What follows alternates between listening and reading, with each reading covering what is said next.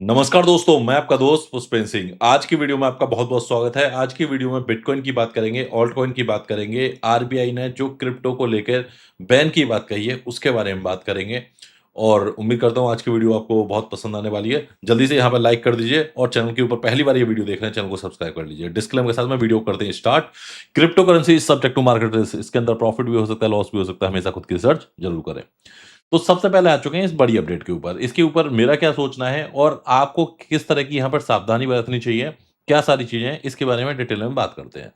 तो आरबीआई ने यहाँ पर क्लियर कट बोला है कि भाई RBI backs crypto ban. Tax department भी कह रहा है कि भाई यहाँ पर क्या है कि जो ट्रैकिंग है वो नहीं हो पा रही है। लोग यहाँ पर नन केवाईसी एक्सचेंज के ऊपर ट्रेड कर रहे हैं।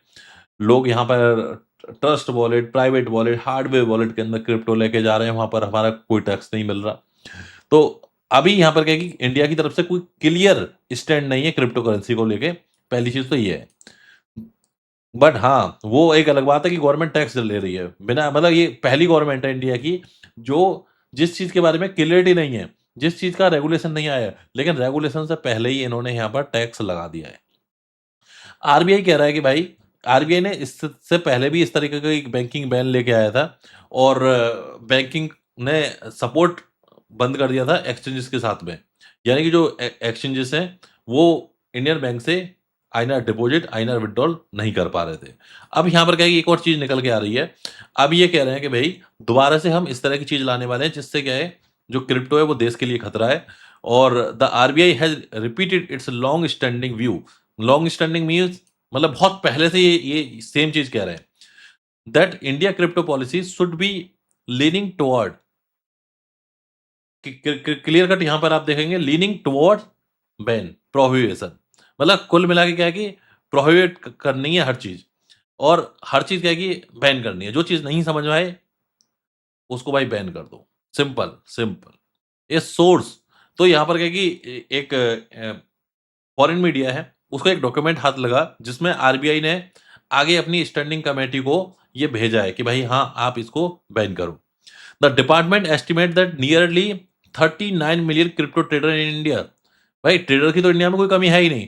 39 मिलियन ट्रेडर हैं एज पर income tax department and around 2.1 billion dollar worth of digital asset and at the end of May के अंदर इन्होंने एक बहुत डिटेल एनालिसिस किया जिसमें इनको पता चला कि 2.1 बिलियन की नेट वर्थ है इंडिया के अंदर डिजिटल एसेट की। आप सोचो कि इतनी बड़ी इंडस्ट्री और उसके अंदर क्या है कि अभी तक इनका क्लियर कट कोई फाइनल ना होना, तो यही पहली चीज़ ये दिखाता है कि भैया गवर्नमेंट डिपार्टमेंट किस तरीके से यहाँ पर क्या है कि लैग कर रहा है। किस तरीके से यहाँ पर क्या है कि एक क्लियर कट फ्रेमवर्क नहीं लेके आ पा रहा है। आप देखोगे पाकिस्तान के अंदर क्रिप्टो का फ्रेमवर्क आ चुका है। क्लियर कट है भाई आप क्रिप्टो के अंदर ट्रेड करो, विथड्रॉल करो, बैंक से सीधा डिपॉजिट करो, विथड्रॉल करो, पैसा बन रहा है। और कोई भी एक्सचेंज कोई भी गड़बड़ करता है भाई उसके लिए क्या है कि डायरेक्टली वहाँ की गवर्नमेंट उस एक्सचेंज के ऊपर एक्शन लेती है और उस एक्सचेंज से पहले ही उन्होंने क्या कि सिक्योरिटी डिपॉजिट ले रखे हैं। तो ये होता है रेगुलेशन। आप देखो भूटान के अंदर, भूटान की गवर्नमेंट आज से 7 साल पहले उसने क्रिप्टो की माइनिंग स्टार्ट कर दी थी।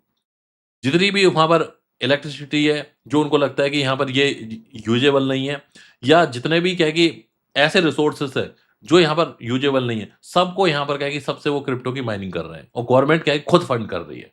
जहाँ की जिस देश की गवर्नमेंट खुद क्रिप्टो माइनिंग कर रही होगी तो सोचो कि वहाँ के जो प्राइवेट इन्वेस्टर हैं, जो प्राइवेट मतलब अगर हमारे यहाँ भी क्या है क्रिप्टो की माइनिंग हो रही होती, तो होता क्या है कि हम लोग भी, आप लोग भी सब सेटअप लगा रहे होते थे। हालाँकि मैंने तो 2016-17 में स्टार्ट कर दिया था, डज़न्ट मैटर कि गवर्नमेंट क्या कह रही है।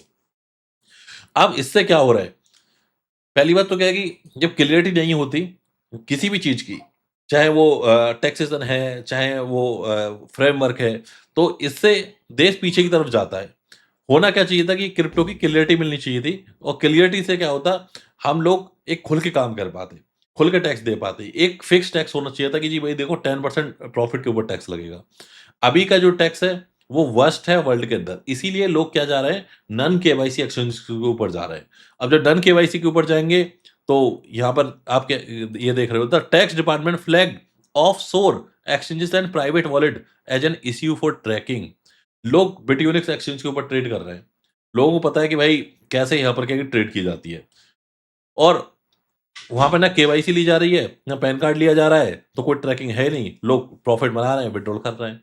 इसी तरीके से यहाँ पे ट्रस्ट वॉलेट के अंदर लोग क्रिप्टो बाय करके रख रहे हैं और जब वो बढ़ जा रही है, उसको क्या है कि सेल कर दे रहे हैं। और यहाँ पर compliance already lags fewer than quarter of this 6,45,000 मतलब 645,000 people who traded crypto in the year ending March 2023 और कुल मिला के क्या है कि ऑब्वियसली जो प्रो ट्रेडर है उनको सारे रास्ते पता है, बट जो वाकई खुल के काम करना चाह रहा है इंडिया के अंदर नहीं कर पा रहा है because of policy. Policy clear होनी चाहिए। पिछले 10 साल हो गए पॉलिसी पे बात करते करते, आज तक कोई इंडिया के अंदर क्रिप्टो की पॉलिसी नहीं आ पाई।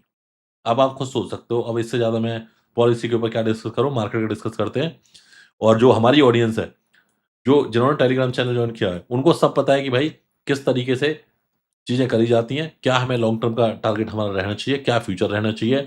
वो उस टाइम से क्रिप्टो के अंदर काम कर रहे हैं जब लोग क्रिप्टो को नहीं समझते थे। और यही रीज़न है जो हमारी कम्युनिटी है, वो ऐसी न्यूज़ से पैनिक में नहीं आती। उनके लिए क्या है कि नॉर्मल चीज़ है। बहुत सारे नए ट्रेडर हैं मार्केट के अंदर, वो पैनिक हो जाते हैं। भाई देखो ये न्यूज़ आ गई, अब क्या करना है? भाई अब कुछ नहीं करना। जो हमारा ऑडियंस है, वो अगर हमें 2-4 महीने से भी फॉलो कर रहा होगा तो उसको पता रह जाएगा भाई क्या करना है। बिटकॉइन चल रहा है $64,000 के आसपास। लास्ट टाइम हमने यहाँ पर वन साइड एनालिसिस की बात करी थी और जहाँ पर हमने 59,000 के अराउंड से हमने लॉन्ग किया था। अगेन हमने यहाँ पर क्या कि ये जोन था, यहाँ से लॉन्ग किया था। अभी मैं क्या देख रहा हूँ, अभी अगर हमें यहाँ पर क्या $61,000 के आसपास तक यहाँ पर बिटकॉइन आने को, जैसे अभी क्या है, एक और डिप आएगा मुझे जो लगता है, तो ये $61,000 से हमें यहाँ पे करना है लॉन्ग।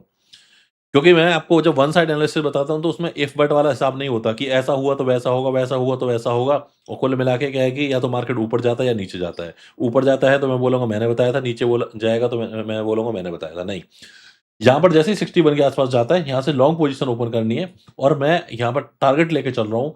पहला टारगेट $66,000 का और दूसरा टारगेट यहाँ पर $70,000 का। ये 2 टारगेट लेके चल रहा हूँ बिटकॉइन के अंदर, क्लियर कट है। यहाँ पे बहुत डिटेल में मैं ऑलरेडी एनालिसिस कर चुका हूँ और उसके बाद मैं आप सभी को बता रहा हूँ कि जैसे ही यहाँ पर क्या कि $2-3,000 का डंप लगता है, तुरंत लॉन्ग ओपन कर देना with 4x language 4x leverage. और जो अपना स्टॉप लॉस है, जो मैं अभी एक लॉन्ग टर्म का पोर्टफोलियो बिल्ड कर रहा हूँ, जिसके अंदर मैं क्या देख रहा हूँ कि जो ये 59 वाला एरिया है, अगर आप ये एरिया देखोगे, let me show you clear, ये एरिया देखोगे 6 जून को बिटकॉइन आया इस प्राइस के ऊपर और यहाँ से बाउंस बैक लिया और कहाँ पहुँचा $67,000 के आसपास। फिर यहाँ पर अगर हमने आप देखोगे 26 जून को यहाँ पर आया इसी ज़ोन के अंदर और फिर यहाँ से बाउंस बैक होके $61,000 के ऊपर। फिर अगर आप देखोगे ये ज़ोन 2 जुलाई को $58,000 के आसपास आया और बाउंस बैक होके कहाँ पहुँचा $65,000 के आसपास। अब एक्सपेक्टेशन क्या है? फिर एक यहाँ पे रिट्रेस लेगा, जैसे यहाँ पे आप देखोगे एक डंप आया, फिर इस ज़ोन के अंदर आएगा लगभग 60-61 के आसपास और फिर यहाँ से बाउंस बैक लेता हुआ हमें दिखाई देगा। ये हमें यहाँ पे टारगेट रखने हैं। अब बात करूँ ऑल्ट कॉइन के अंदर मैं क्या-क्या कौन-कौन से कॉइन के अंदर मैं देख रहा हूँ एंट्री, वो भी मैं आपको बता देता हूँ। सोल चल रहा है अभी $78 के आसपास। सोल के अंदर $62 के आसपास, $65 के आसपास हमने 2 एंट्री बनाई थी। इथेरियम की $1,550 के आसपास की एंट्री है। बीएनबी की 480 के अराउंड की एंट्री है। सोल के अंदर दोबारा जो एंट्री देख रहा हूँ मैं $72 के आसपास एक और एंट्री यहाँ पे बना सकते हैं हम। जैसे बिटकॉइन थोड़ा-सा ड्रॉप लेगा, सोल यहाँ पर एक स्ट्रॉन्ग सपोर्ट शो कर रहा है। सोल के अंदर वॉल्यूम भी अच्छा दिख रहा है अभी और मैं सोल का एक बार चार्ट भी खोल लेता हूँ आप ही के सामने अभी।